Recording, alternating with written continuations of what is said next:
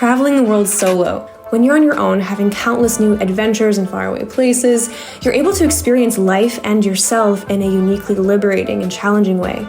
You're able to break out of the confines of what's expected of you, to become who you want to be and not who you feel you were assigned to be. Out of your comfort zone, your growth as a human is accelerated. And shit, it's fun! Meeting interesting people, seeing places you've only dreamed of, learning about different cultures, music, language, food.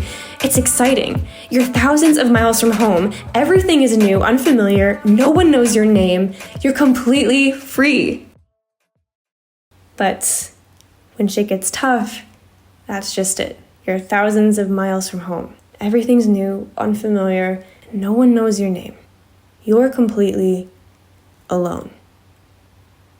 There's adventure waiting, a whole new country to explore, memories and make, people to meet, if you can just make it up out of bed. Life is life, anywhere. And I found myself experiencing a severe depression while in the capital of Puerto Rico, beautiful sunny San Juan. It's not lost on me how niche of a topic this might be to be talking about. I mean, it's like, go cry about it in Puerto Rico. Like, I get it, and I'm not posting this for sympathy. I used to post my travel vlogs on this channel consistently, and I wanted to do the same for Puerto Rico, which is why I have all of these videos, but it just seemed super disingenuous to make a vlog about this place without sort of talking about the reality of how it was for me. And I feel like it can be really helpful to talk about the other side of this sort of lifestyle that maybe isn't touched upon as often as it should be.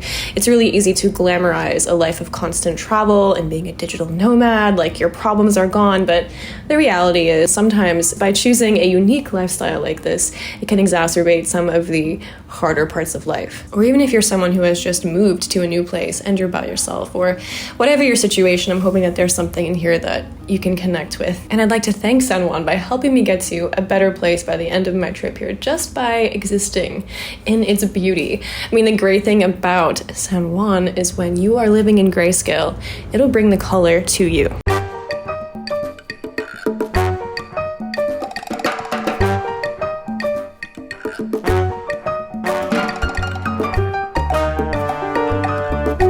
So I knew that Puerto Rico is beautiful. I've heard a lot of great things about here, but to be honest, Old San Juan has completely blown me away with its beauty. I didn't realize it was this gorgeous. And the reason I chose to stay in Old San Juan specifically is because it's super walkable. There's tons to see and do in a little area. The last place I was in St. Thomas in the US Virgin Islands, and my friends, they were asking me, what are you gonna do next? And I was like, I don't know. They were like, you should go to Puerto Rico because it's less than an hour flight away. And I was like, sounds good. And that's kind of the extent of the thinking process behind this. I think it's at the most like 35 square miles, the whole island of St. Thomas. So coming to Puerto Rico, it feels like a huge island, even though it's still pretty tiny. But there's so much to do here. San Juan is a fantastic place to base yourself to explore the island. It has incredible nightlife. And from there, you can go on day trips to the rainforest. You can go surfing at different beaches. You can even go on a food tour of all the restaurants that Bad Bunny recommends. And these are all things that I thought that I'd be doing during my month in Puerto Rico. And there's a uniquely privileged sort of guilt that comes along with being in a place that is so gorgeous and a place that I'd worked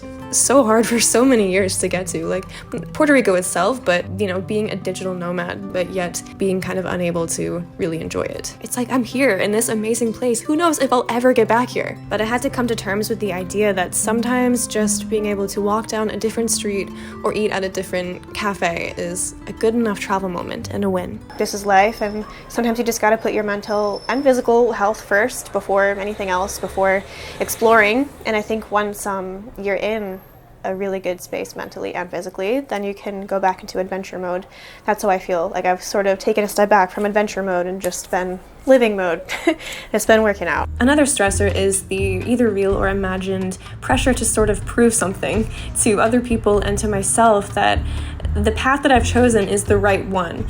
And the way I can prove this is by being happy and excited and fulfilled through this relatively unique life. And if I'm not happy in this place where I've spent so long working to get to, then what does that say about the choices that I've made?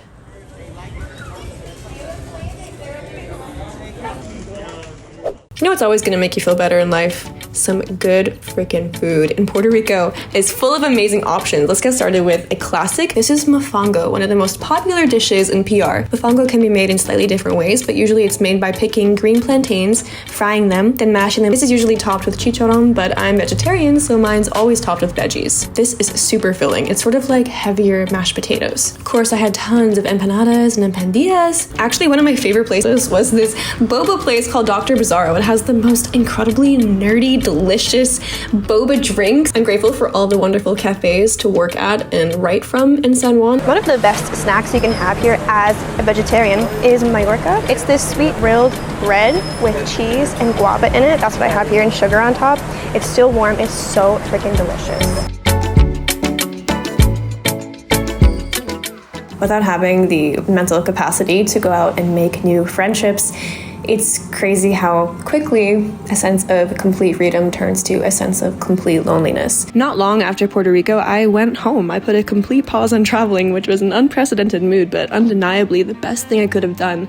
Soon after, I returned to traveling in such a better headspace. I'm traveling the world because I wanted my life to be full of exciting, fun adventures and unique stories, and to experience all the best parts of life that I possibly can. But unfortunately, life can't just be one long series of cool events. Sometimes other things happen, and you have to put a pause on the extras and just prioritize life itself. Just getting through the day, that's enough. There's no use in feeling guilt. There's no use in feeling disappointed in yourself or trying to pretend that it doesn't exist. When you accept it without judgment, then you can start to make practical steps forward and know that it's okay and you will get through it. We're all just out here adventuring through the bad and the good. Thus ends my little San Juan travel diary, video essay, vlog thing. I hope that you found something in here that you could connect to, and I hope that you enjoyed the video. Also, shouts out to beautiful Puerto Rico. I'd love to go back one day and do it a little more justice. I would genuinely love to hear your thoughts, so please leave a comment below and please subscribe. Hopefully I'll see you in the next one. Thanks, bye!